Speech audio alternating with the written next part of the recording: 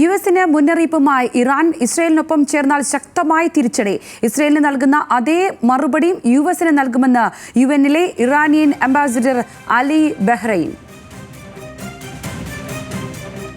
വിവരങ്ങളുമായി August Sebastian ഉണ്ട്. August, കാര്യങ്ങൾ കുറച്ചുകൂടി രൂക്ഷമാകുന്ന സാഹചര്യമാണ് മനസ്സിലാകുന്നത്. ഇറാനിന്റെ പുതിയ മുന്നറിയിപ്പ് വരികയാണ്. കാര്യങ്ങളുടെ പോക്ക് എങ്ങോട്ടേക്കാണ്? തീർച്ചയായും ഇറാൻ ഇപ്പോൾ നേരത്തെ നമ്മൾ റിപ്പോർട്ട് ചെയ്തതുപോലെ US പ്രസിഡന്റ് ഇസ്രായേലിനൊപ്പം ചേർന്ന് ഇറാനുള്ള സൈനിക നടപടിക്കൊപ്പം ചേരുമെന്ന അതിനുള്ള സന്നദ്ധത പ്രകടിപ്പിച്ചു എന്ന വാർത്ത വന്നതിന് ശേഷമാണ് ഇപ്പോൾ ഇറാന്റെ പ്രതികരണം വന്നിട്ടുള്ളത്. അതായത് ഈ ഇസ്രായേലിനൊപ്പം ചേർന്ന് ഇറാനെതിരെ സൈനിക നടപടിക്ക് മുതിർന്നാൽ ശക്തമായ തിരിച്ചടി ഉണ്ടാകുമെന്ന മുന്നറിയിപ്പാണ് ഇപ്പോൾ യുഎന്നിലെ ഇറാൻ അംബാസഡർ പറഞ്ഞിരിക്കുന്നത്.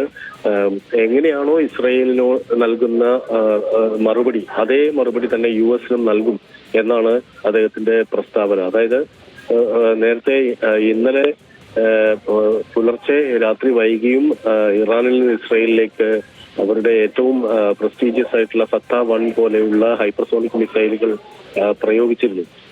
ഇത്തരത്തിലുള്ള ഒരു വലിയ ശക്തമായ സൈനിക നടപടി അമേരിക്കയ്ക്ക് നേരെയും വേണ്ടി വന്നാൽ അവർ നടത്താൻ തയ്യാറാണെന്ന സൂചന.